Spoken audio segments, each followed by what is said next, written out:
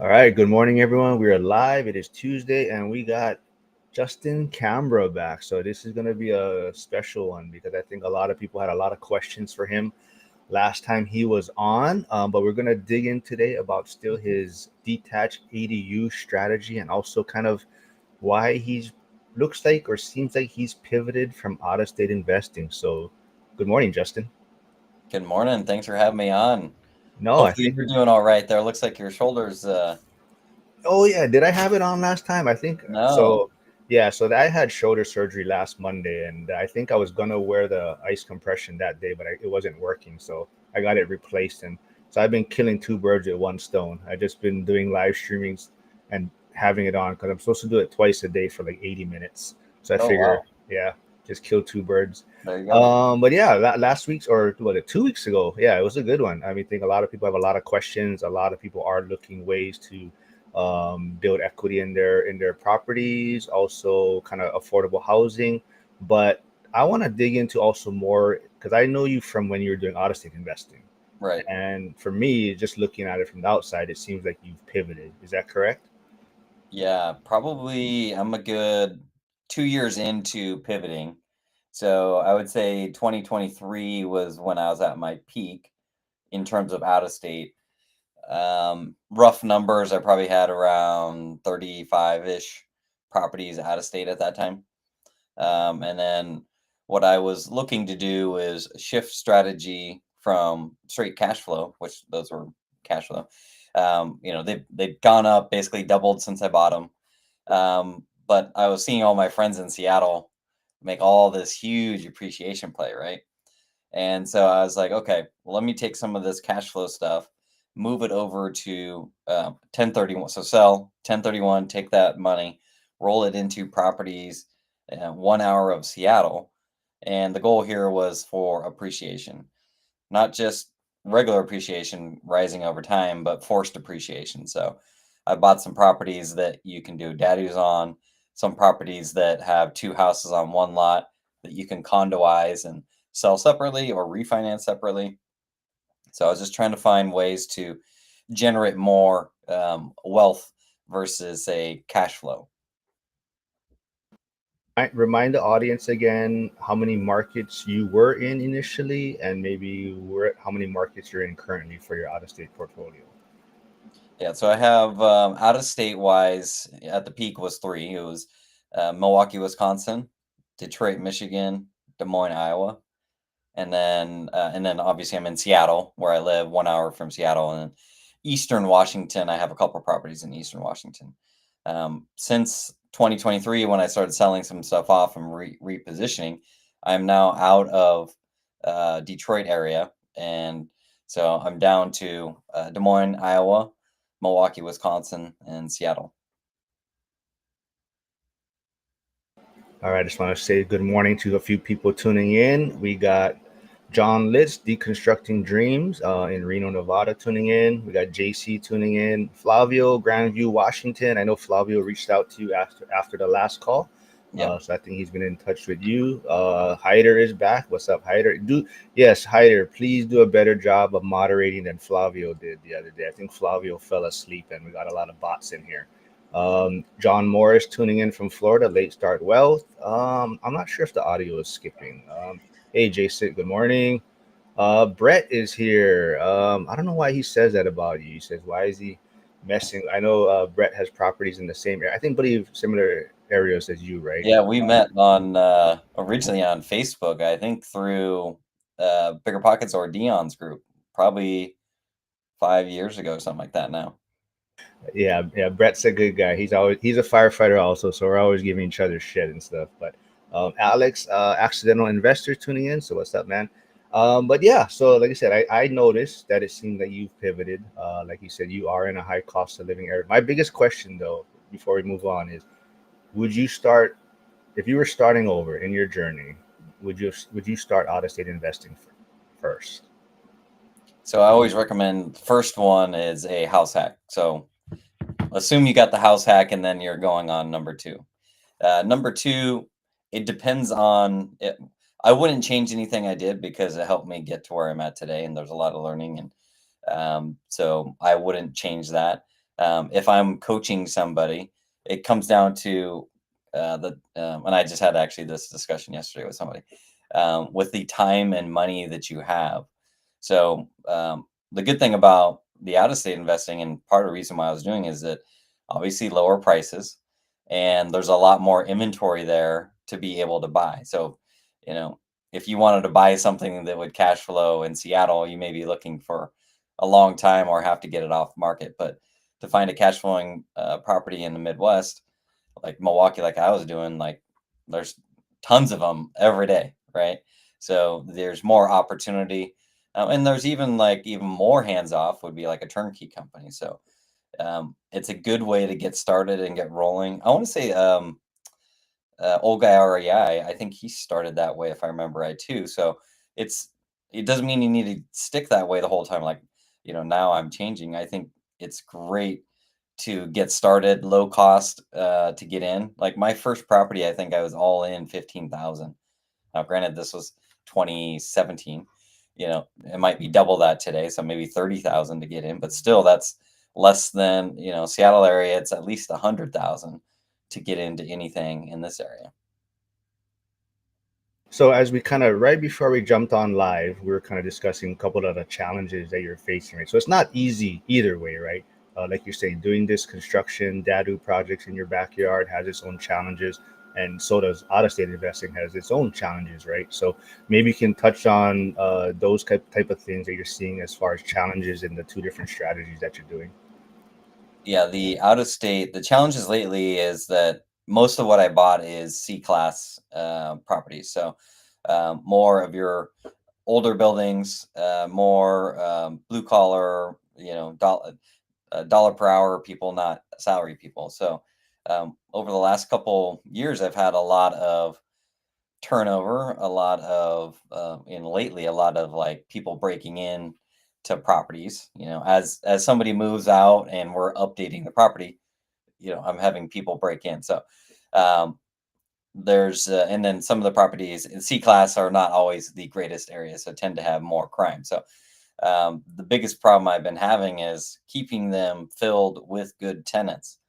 And actually, I'm there for cash flow, but when tenants are turning over and not paying, it doesn't take too many bad ones to wipe out the other properties. So that's really been my biggest struggle, and trying to work with property manager, and like, at a point we were doing weekly meetings on where are we at on the unit turn, who's into the property now, and what's the new rents and all that kind of stuff. So that's been my biggest challenge in the last 2 years. And as far as like we said before we started live, you're also facing challenges in the projects that you're working on currently, right? So what are the challenges you're facing with this new kind of strategy that you're looking into right now? So the new strategy, when we're this is the forced appreciation play. So I'm trying to take one lot with two houses on it and split it into three lots. So that's called short planning. And there's two challenges. One is that you're working through the local jurisdiction. In this one, it's Pierce County, and the process has just taken forever. I'm already a year past due, so imagine whole hard money cost for a year is not cheap, right? So there's that process, and then trying to find the right contractors to do the work. So I thought I had a good contractor, and they are falling behind. So they're over a month behind on the project. So that's been the struggle, is just trying to sequence these things. And quite frankly, this is the new time, first time doing some of these things. So I'm learning what I didn't know on these projects. So and it's when I go back, I'm a big fan of Jocko and extreme ownership. It's like, okay, I should have put in a time barrier on the contract stating if you're not done by this time, there's a reduction per day or whatever on how much I'm going to pay you. Because now it's like I'm kind of stuck where it's like I've already given them money to start, and it's kind of halfway there. And it's like, do I get rid of them, bring somebody else in? And, it is summer peak time. So concrete and asphalting is not exactly easy to get people. So I'm like, I'm kind of stuck with what I got, I think. Yeah, Brett says, yeah, Justin helped him get started. He says he usually does that with the good ones because I guess me and Brett have not met in person yet. Well, Brett, hopefully you'll be at the ORAT event in February. Just a reminder, everyone, the tickets are on sale, so go pick up your tickets before Pace Morby's Sub 2 community finds out about Pace speaking there. I think the tickets will sell out quickly once he does. Nick is tuning in. Hey, Nick was just on my live stream last week. He was also on Zuber's channel. He is a teacher out in California who has gone all in on Bitcoin. So he kind of liquidated some rentals, converted that to Bitcoin, and yeah, he's become a millionaire because of Bitcoin, I believe. Wow. He still believes in real estate, but right now, Bitcoin is his passion, and he will be back on next Monday. I'll be live streaming with him and Curtis, PE turned RE. So I have the two teachers on next Monday. Good morning, Invest to Wealth. Chris Ramsey's here. Morning. And Jim is here. And Flavio does have a question for you. He says, "What is the cost of splitting the lot?" Well, it's still racking up, So if you're looking at just the permitting cost and architect cost, if I had to go think back, the probably about 15-20,000, and that's only the fees for the architect and for the paying the permit cost. Then there's all these other things that come into play. So, for example, for me to get the short plat done, they made me remove some gates, remove some gravel. They made me put in some sidewalk. So, like, between all this work to get the permit, when it's all said and done, on me about 60,000 just for that. So, it's kind of crazy, because they have the upper hand. If you want to change something, they're going to try to do stuff to help their agenda. So the street that I'm on, one of the streets that the property is on, they want to start updating that and put sidewalks in. So I'm putting in 200 feet of sidewalk to nowhere, and so I'll be the only sidewalk on this entire road. But they're like, well, we got to start somewhere, right? So that ends up, so in terms of when it's all said and done with delays and everything, it's probably at least 100,000, unfortunately. My thought I was going to be done a year ago. If I was done a year ago, man, this thing would have been, profitability would have been way up. Because like when I'm done with the project, I have a free parcel. And then originally I was going to do a manufactured home and sell it, but I'm thinking about doing a duplex and burying the duplex and keeping it.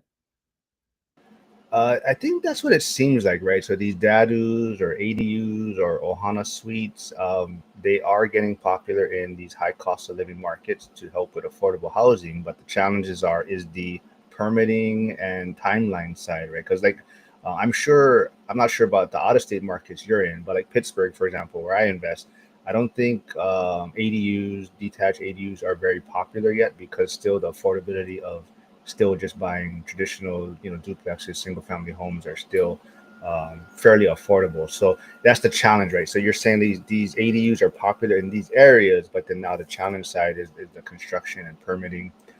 You mentioned Pierce County. Late Start Wealth is asking, do you do any of this in Thurston County? Not yet in Thurston County. Just like what you're talking about there, it doesn't. The further you move away from the higher cost of living, so Tacoma would be the higher cost of living to Thurston, but and Seattle, right? So those. Even Tacoma is not always makes sense to do a DADU. So some of the people, clients that I help buy real estate in that area, they're land banking. So they buy something that cash flows today, but has a large backyard or a big garage that they can convert to a DADU.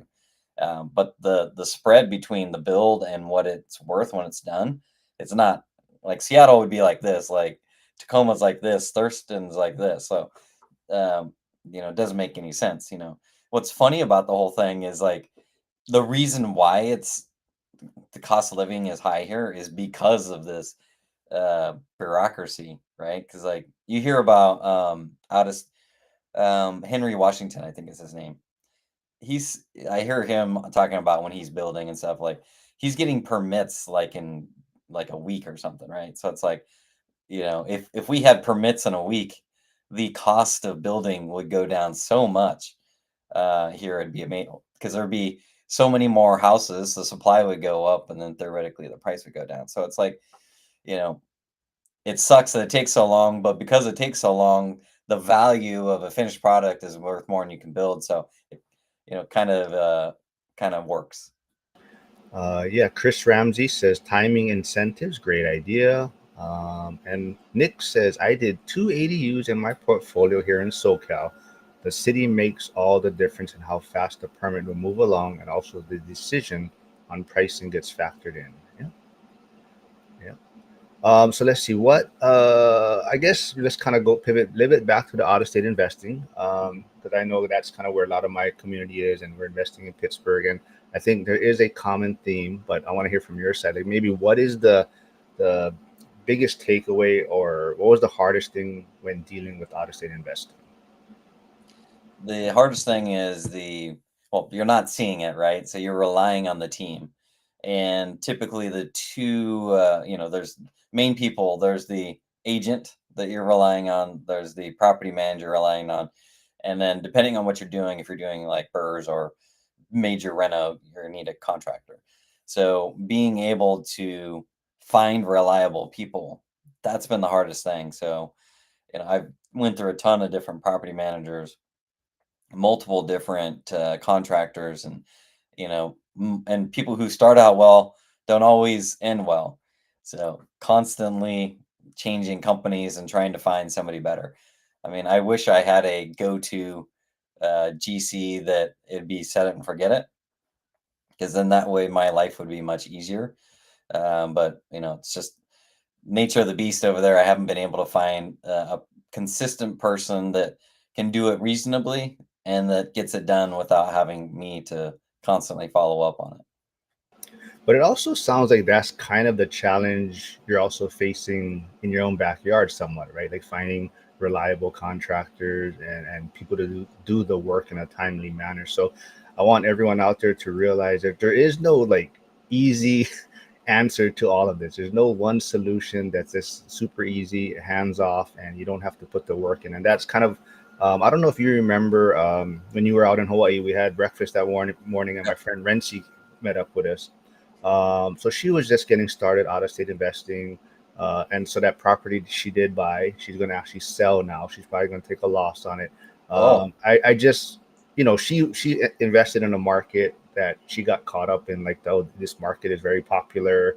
And, she went kind of with the trend. And I was trying to like tell her, hey, do you have boots on the ground? But anyways, she went her own way. And, but she's going to sell. And I think part of it was she just didn't realize the challenges.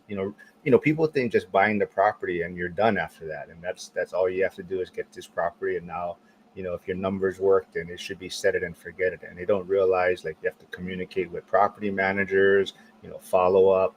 And I just want people to realize there is no easy solution out there. So no matter what, there is going to be challenges.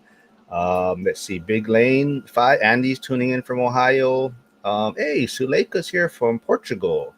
Out of state investing is not for the weak, and we respect the hell out of you for making it work as your main wealth building strategy. But yes, Jeff and Suleika are doing amazing things in their market. So they did, they're doing what? I think they're on their ninth house hack, I believe. Jeff just came out as part of a book, House Hacking to Wealth, I believe. And they're also kind of even pivoting to like a house hacking, rent by the room, short-term rental. I think this whole combination of incorporating these different styles into one strategy in a sense, but they're killing it out there. Let's see, American Apple Park. Always, is that Apple Park behind you, background? yeah. I just got a MacBook Air. Oh, It's like my default background. It looks like I'm at Apple okay. headquarters. Hey, what's up, Jeff? Jeff tuning in from York, Pennsylvania. Kenny's here. Good morning. Jim says the challenge is good contractor demand a higher rate, primarily during remodels, or they're on profit as investors. We're looking for a discount which does not fit the experienced contractor's model. Yeah, I think definitely that's a great point, right? I mean, everyone is trying to find a deal and make money, right? So that's where the challenge comes in. Is you want what is it? It's fast, quick, and cheap work, right? That's kind of the you might be able to get two out of the three, right, or something. Right. Hey, Big Val's tuning in. What's up, man? But yeah, let's like we said, I think a lot of people that ADU strategy though, right? So we're talking about out of state investing, the challenges, but ADU I think is a big reason why people are tuning in. So they're all looking for this way to, Kenny's in California. I know John Late Start Wealth is looking to retire in Washington. I think Thurston County might be where. So he's in Florida. I think he's going to move to Washington when he retires, but he's probably looking down that path of ADU, DADU. Oh, late there he is. Late Start Wealth's asking, what's more work, ADU, DADU locally or out of state? I think I remember a late start wealth from the meetup, ORAP meetup. I think he has family that's over here, and he wants to move over here. What's easier? The ADU is easier, so because you already have a structure, you're just updating interior. And there's a couple of our clients that we help out with. We do not necessarily a permitted ADU, but we'll do a what's called a non-conforming duplex. So, a lot of the basements or lower level of the houses around here, they put all the laundry down there, so they already have sewer hookup, right? And if they have a bathroom already downstairs and laundry, you just need to drop in a kitchenette or a kitchen, right? And then typically, if the laundry's down there, you'd have to add laundry for the top unit. So the fastest and cheapest and easiest way is to do a non-conforming duplex. So that's basically not getting a permit and adding in whatever you need in the lower basement to make that a separate rental unit. Yes, Late Star Wealth says yes and yes. It was great meeting you at the event. So yes, you have the right person in mind. His nickname is Dirty Grandpa. There's a long story behind that, but I don't think he likes me saying that on live. Uh, but there, like you also said, helping clients. Like I said, you are an agent in your area. But I think the other thing people may not know about is you are a big part of Thatch Squin's community. You're one of the coaches there, I believe, right? So maybe you can touch on that and what that's all about. Yeah, I've been in his program is called Springboard to Wealth. I've been in there for over 5 years, I think. And 2 of the 5 years I was in his what's called inner circle. So basically, this is like weekly one-on-ones with Thatch. Obviously, much more expensive, but you're getting which if you look at when I pivoted, I was in those inner circle years with him, shifting from out of state in to in state. So um, very helpful for me, and for me, I'm helping him as well. Where, gosh, I don't even know how many students he's got. Uh, he's hundreds, if not thousands, of students, right? And so he has multiple meetups, not meetups, but meetings, Zoom meetings each week. And usually once a week, I help out with creative financing or out of state investing there. And then from time to time, he'll run a hey, if you sign up for the course, you get 4 weeks of coaching. If you want to continue the coaching, you can buy more coaching. So I think I've helped over 20 students so far in the last like 2 years in that course. And it's been really fun to see like people come in and then do the work and become successful. And I mean, there's nothing greater than seeing people buy their first property. One of which is actually a client of mine. So they bought in. If you guys are from this area, there's a lake called Green Lake, just north of Seattle. He bought it in February. Just finished rehabbing the entire house, and then he converted the basement to an ADU. So spent it's not cheap in this area. I think he bought it for like 1.2, and then I think the total rehab was around 400,000. And the reason why it's expensive because the basement was there's nothing there, and he converted that to a two-bedroom, one bath ADU. So, but that's an example of somebody that I was working with. Ultimately, I became the real estate agent, helped them find the property, And the big kicker on this one is that the house is in the back of the lot. So we're going to do what's called a unit lot subdivision. And then he's going to be able to build a brand new house and an ADU in front of the house. So, when that's done, he'll basically get, if he was to sell that front house, he'd get all his money back from the money he put into the back house. So, the goal when I'm working with clients, and I'm sure Jeff does this too with his clients in Colorado, is how do we add value in the short term, and then can we get them some sort of upside in the long term? And land here is so much of a premium. You want to make sure you buy the right property with the existing house towards the front or towards the back or somewhere where he has enough space to add more to it. Yep, that's why it's important working with agents that know what they're doing and, like you said, have this long-term vision in mind. And that's why old guy REI, who's tuning in, who probably will be relocating when he retires, is already in talks with Justin and working with him. But Nick, like I said, lead, pray, hold. Also, Nick is starting a YouTube channel and new Instagram page. And like I said, he's been on live with me. He's going to be back live Monday with Curtis. But go check out his YouTube channel. Go please subscribe. Let's get him up there in subscribers. But he says, my tip is driving around the city and talking to all the contractors building the ADUs in that city and having them quote you. He went from a 200K, 660 square foot to a contractor who charged me 115K, saved big money. Yep, so great advice, Nick. Flavio says, Justin, check Tri Cities is growing fast and ADU friendly. Is he asking you to check, or I'm not sure if what? Uh, yeah. Tri Cities in Eastern Washington. In Eastern Washington, there's only like 4, I guess, main cities: Tri Cities, Spokane, Yakima, Moses Lake are like the where all the population base is on the eastern side. Let's see. Frank is tuning in. Yes, Flavio. I know, like I said, Flavio reached out to you after the last live stream.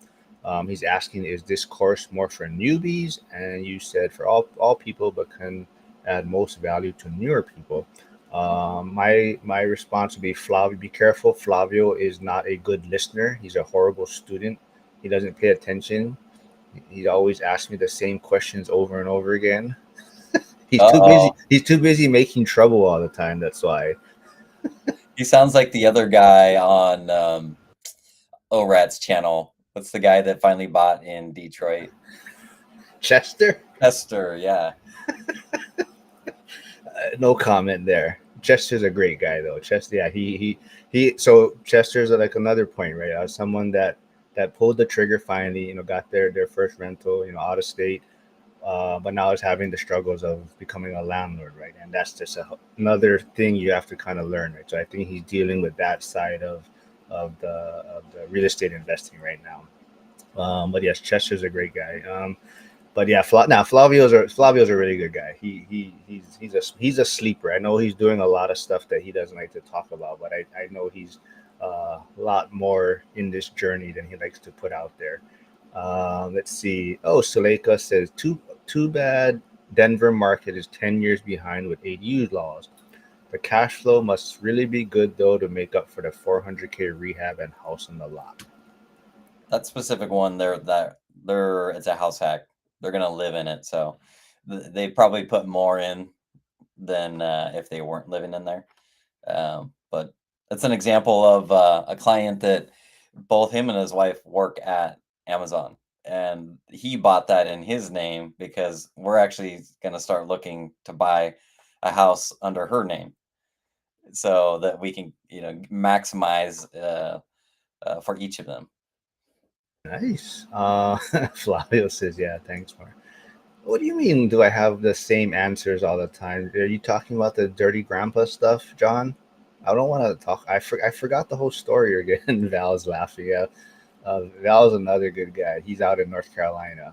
So I met up with him when I was out in North Carolina. So I met Val and Andy, who tuned in earlier. Andy's in Ohio, but he came down to North Carolina. And we met up when we were there. Dividend Dave. I don't know. Do you remember Dividend Dave? Name sounds familiar. Yeah, I like that handle.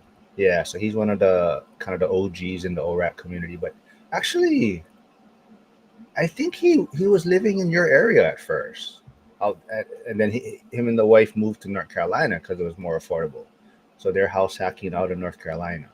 But he's one of the kind of OGs. No Flavio's questions. What do you mean to have the same answers?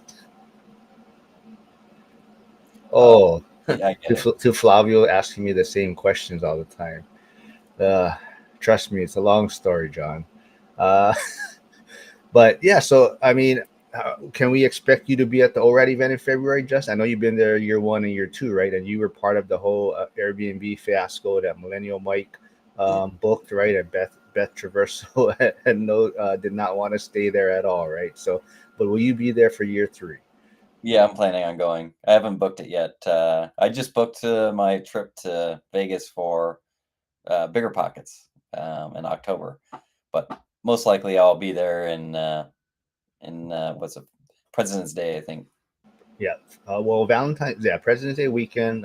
Just so happens Valentine's Day though is on Saturday. It was this week for the event, so we'll see how that impacts ticket sales and whatnot. But I think once Pace Morby starts putting it out there to his community that he'll be speaking, and especially for that price point, I think tickets are gonna sell fast, right? I mean, for an event that Pace is going to speak live at. You know, you figure general admission $300, and you get to hear Pace speak. I think tickets might go quick once he puts that out there. What's Um, the VIP ticket? Is it VIP 500? is $6.99, I believe. Okay. Yeah, Oh, no. 299 general admission, $6.99 for VIP.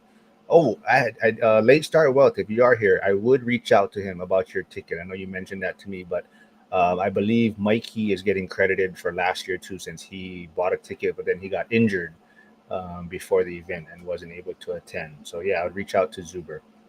Um, Are you Suleika getting said, a VIP ticket or a regular ticket? "Who? You. Me? I'm gonna do VIP just because I feel I did kind of that the last 2 years. I was debating on getting a regular ticket or yeah. I VIP. just do it because I support and I kind of feel obligated to. So I mean, Yeah, but I tell everyone it's worth it if you put the effort into reach out to the speakers that you want to speak with, right? I mean, if you're right. not gonna put yourself out there, then it's not really worth paying the extra money, right? Suleika says that couple should not get married yet, so they can buy house hacks separately. Jeff gives marriage advice all the time for couples not to get married until they reach 5 house hacks each. Okay. I have no comment on marriage. Don't take my advice on that. Yeah. uh, yeah, I don't know. Are they on another cruise or just on a trip? Yeah, it's interesting. Yeah, if you're still here, Suleika or Jeff, Justin is asking if you're on another cruise. Um, LinkedIn. Oh, there's a LinkedIn user here. Tuning in late. Apologies. I am located in Washington State and I'm curious to learn more about how DADUs work. Thank you.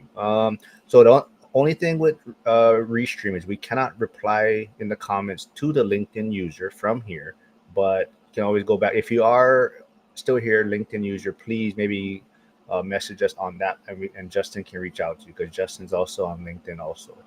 The McCune family, I think people are coming. No, they're not coming to see me. Suleika says, just a fun birthday trip for Jeff's 42nd birthday, trying out different cities. Um, yeah. No, I don't think their PTO is speaking this year, but they spoke last year, which was great. Zuber did talk about kind of the lineup. I'm wondering, shit, maybe we can push for Justin to get on stage. So maybe you and Derek, because I know he's trying to get that ADU guy on, but Derek is trying to move his schedule around to accommodate. So he's not even sure if he's going to make it yet. But Mhm. maybe you can be the combo, and if he doesn't make it, then you can fill it. But that way, there Yeah, I is would love someone it. speaking for 80, like on ADUs. I think that would be great. Um, yeah, there is. I'm gonna probably give away a ticket also once I hit 1,000 subscribers. So that's the plan. So right now, this morning I was at 981, so getting close. So once I hit 1,000, I'll probably have a giveaway. And Flavio, I told you you're not eligible to win because it would look like I'm cheating if I gave it to you. So Unfortunately, you're not eligible to get the free ticket. Well, Yeah, congrats, so man. You're almost at 1,000. That's massive. Are yeah, you monetized? when I hit 1,000, I will be. I already have the watch hours. Like for me, it's the subscribers. Some people, it's the watch hours they have a struggle getting to because they put out like a lot of Short. maybe yeah, like the shorts, right? So they get a lot of views or a lot of people that subscribe because it's entertaining, but they don't have the watch hours. Oh, Frank says, yeah. Frank's already going, but he says he will go if Justin speaks. Yeah, I think a lot. Uh, I think the ADU is a great space, and a lot of people are interested in that, right? So, yeah, late start. No, dirty grandpa, you cannot win and just pay for the upgrade. But thank you for tuning in, though. What else you want to talk about? Yeah, anything else on the ADU side, or you rather out of state investing? And what's top of mind for you on those two strategies right now? what I would say on the one thing I'm experiencing right now is that the the market is very it's a key factor when you're doing these DADUs. So my project's been delayed. Not both mine have been delayed, but the one where I'm doing the DADU has been delayed. And so the when you guys are executing on these DADUs, it's very important that the faster you get it built, the faster you're able to launch your product, i.e., assuming you sell it on the market as you bought it. So when I originally bought this property, there's a single family, and I'm putting a DADU. The goal was to sell both of them at 650 for the single family and the DADU. The market has softened here in the last 2 years, and more prominently, really in the last since April.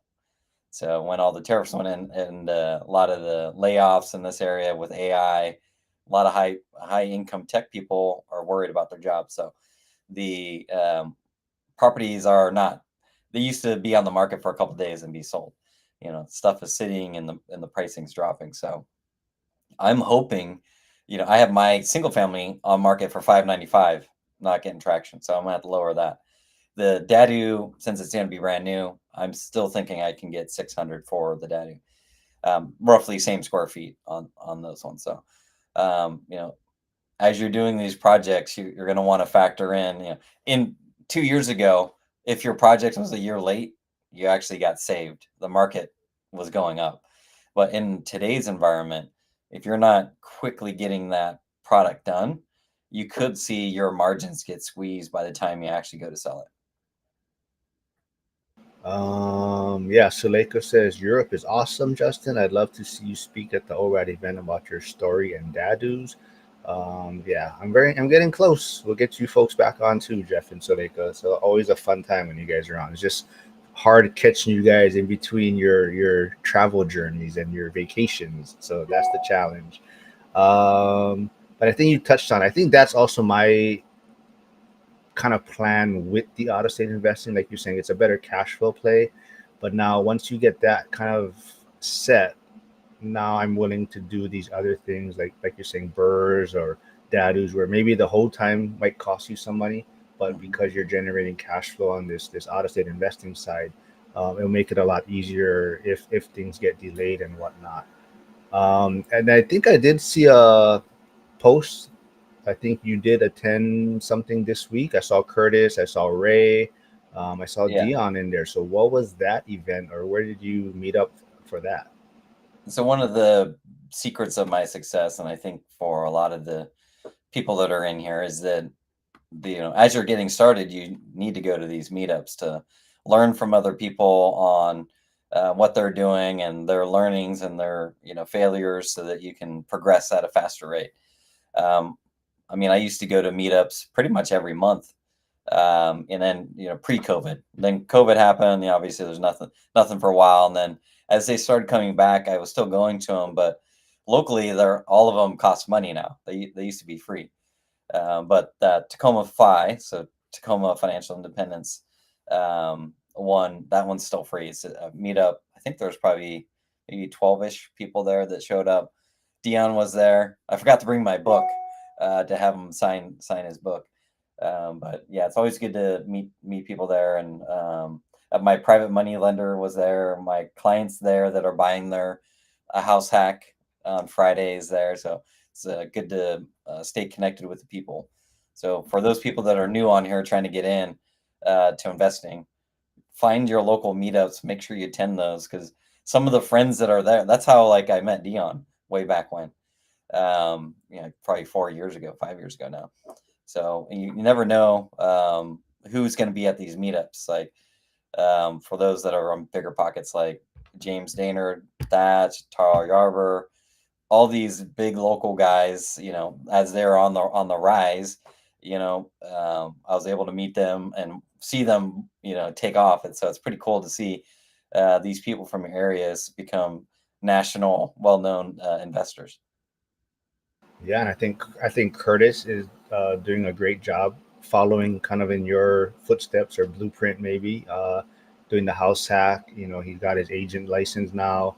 So Curtis has a lot of good mentors out in his area. So, and Ray, like you said, Ray is a great resource also too, right? He does a lot of the photographies for your listings and whatnot, and Ray's doing the out of state short-term rental in Grand Rapids, but yeah, Ray's another great resource, and I think a lot of people in the community would wish they kind of wish that he is closer to their short-term rentals so they could work with Ray. But you're lucky to have him work on a lot of the listings for you, right? I'm keeping him busy. He's got two back-to-back listings today for me, so keeping him busy. I was telling him that if I pull up my Amex credit card, it's like PNW Viz, PNW Viz. So I am very fortunate. I have my most listings I've ever had. So typically I only have one or two. I'm going to have 8 live by the end of August. So it's been or the first week of September. So been booming on the agent business, and trying to get my team trained up to handle all the influx of not only the listings, but we have 8 buyers and a couple more coming in. So we're about 50-50 listings to buyer ratio right now in the agent business. Yeah, awesome, man. So like I said, if you don't know who Justin is, there is his Instagram page. Go reach out, connect with him if you're in his area and you want to work with him.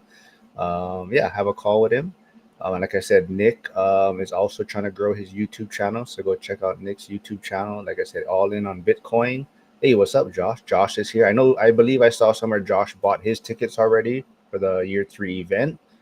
He attended year 1, didn't make it to year 2, but Josh is going to year 3. Flavio's asking, when are you going to slow down? 5, 10 years, maybe, Justin? Mm.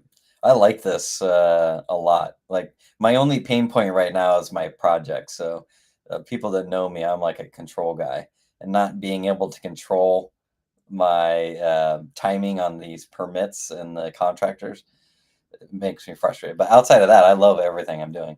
I could do this till I'm 40 plus more years.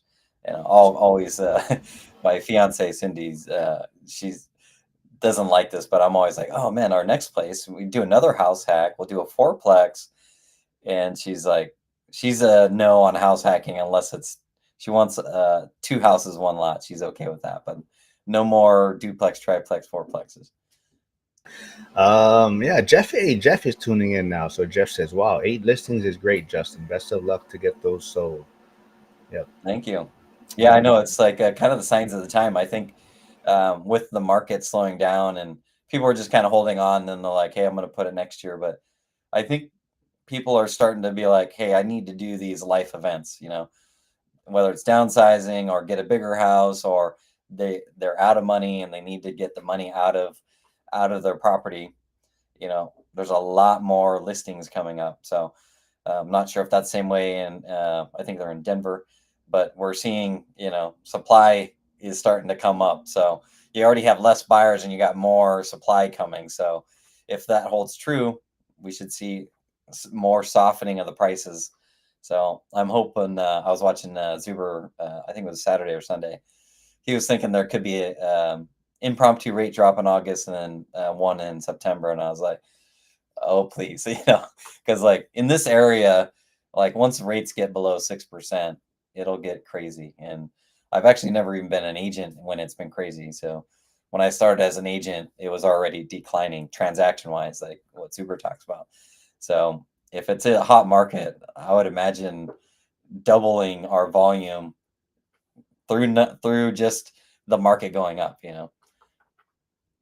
Uh, Frank says contractors stink. Well, there might be one relocating to your area, right? So maybe you can pull them out of retirement a little bit and be your contractor, or do work for you, Justin. Or you can do trade, right? You can help him with real estate, Yeah. and he's a contractor for you. But Jeff says, how many will sell and then buy another of those 8 listings? Mm. I'm running through them in my mind right now. Um, Maybe most of them are just selling for life events and taking the money. So probably only two of them will roll it forward out of that eight. But in a perfect world, agent wise, if there's a seller, you typically get two transactions there because they're going to buy another one. But some of these are just people taking their cash or moving out of state kind of thing. So Well, if any of are moving to Colorado, they can reach out to Jeff, who's an agent there, right? exactly. Josh is saying, yes, Josh, that is another thing that maybe people don't know about. Justin, like he said, that first property I think he bought was like just turned into be a grand slam for him. But Josh is asking, is Justin still leasing parking? I think I remember him doing that. You want to touch on that again a little bit? Yeah, the parking's still crushing. I did get notice one tenant that has three stalls is going to leave at the end of the month.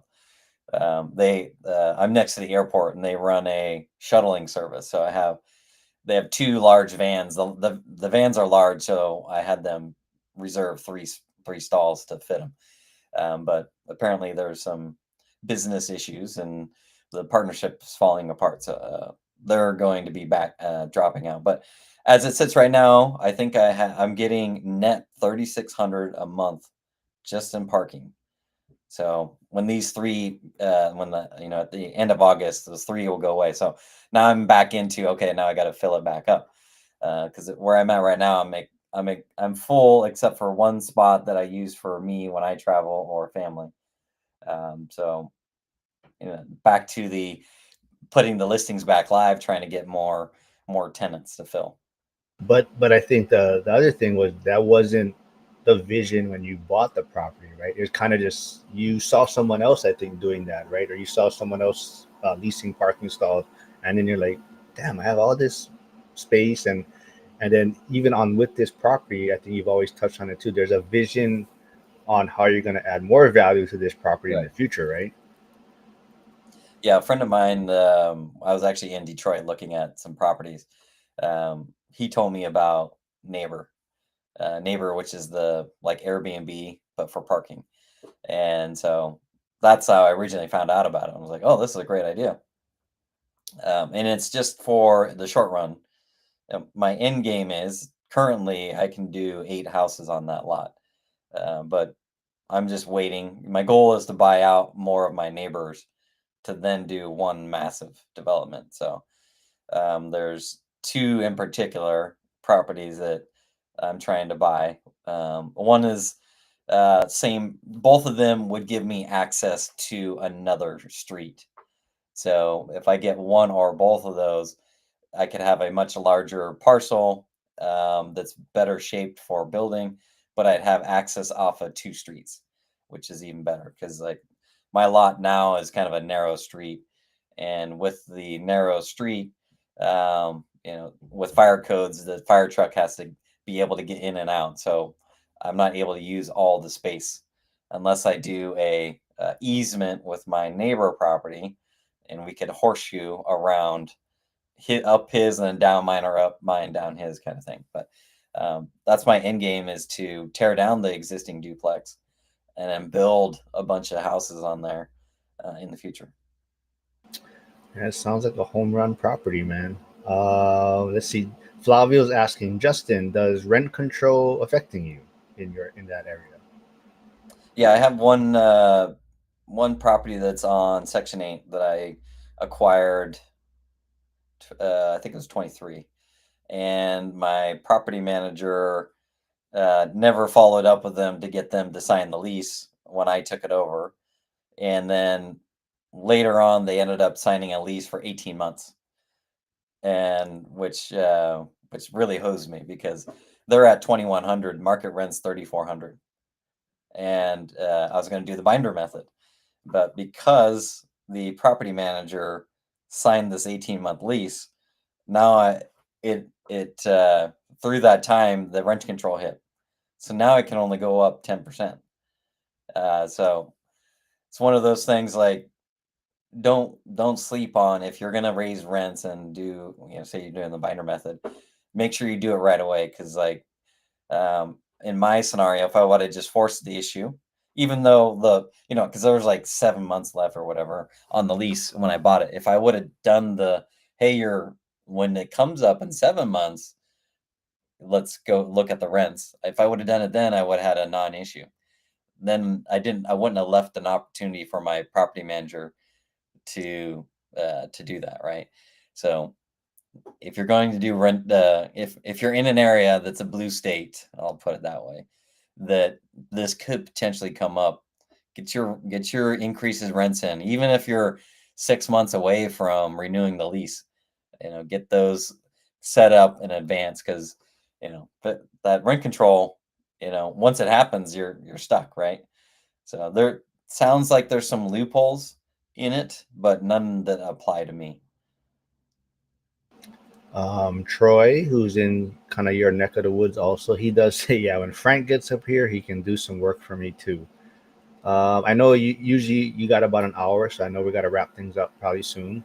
But it's always good chatting with you. Like I said, we try to do this maybe every other week or on a regular basis. See you in Vegas, and also maybe we can wrap up with let's see. Do you think the cash flow now mindset is overrated in high cost markets like where you're at? The cash flow now mindset. Yeah, like a lot of people just are looking directly to out of state. Like if they're in your area, I'm going to go chase the cash flow, right? And yeah, I think Curtis is kind of facing that challenge right now, right? He's done the house hacks, but he's seeing what other people are doing, and like Millennial Mike, Dion talks about him being a millennial. He kind of wants that rush of doing transactions and deals and whatnot. So sometimes people chase that lower price point cash flow Yeah. market. Yeah.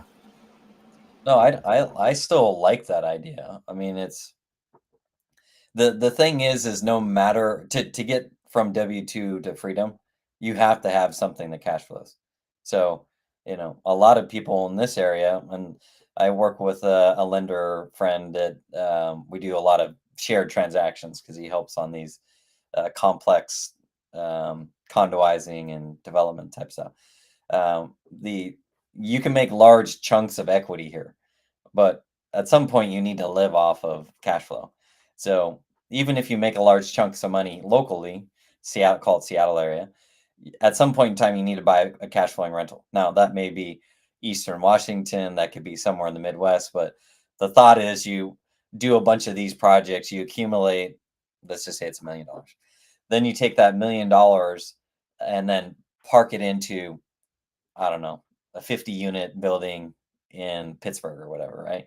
So you put $1 million down on a $4 million purchase kind of thing. Then that's your cash flow that you can live off. So I'd either, it doesn't hurt to start now and then get some of that going.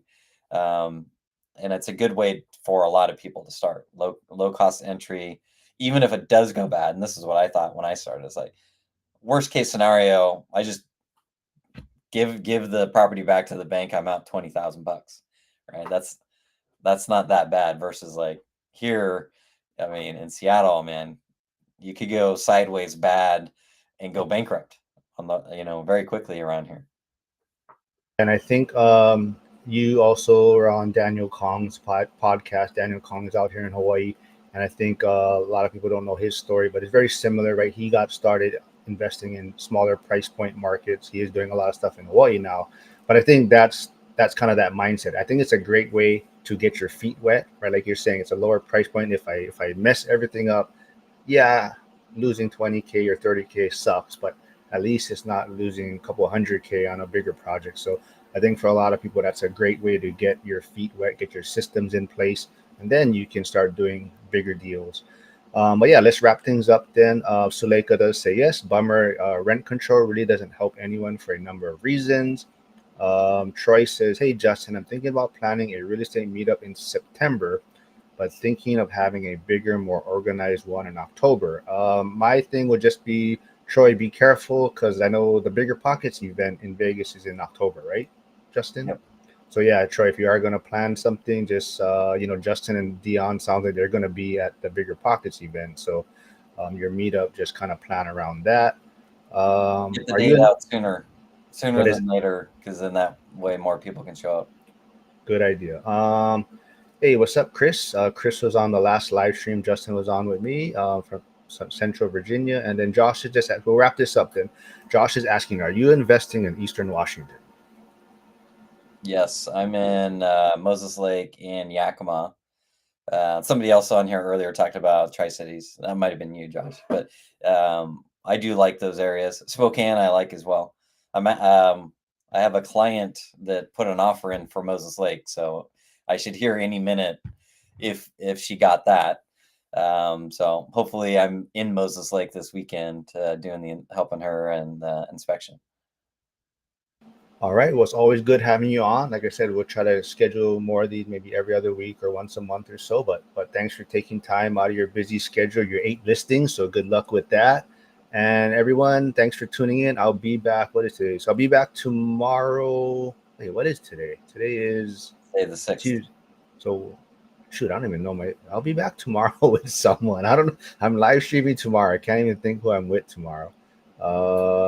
Shit, I don't know. But yeah, I'll be here tomorrow, same time. Everyone, thanks for tuning in.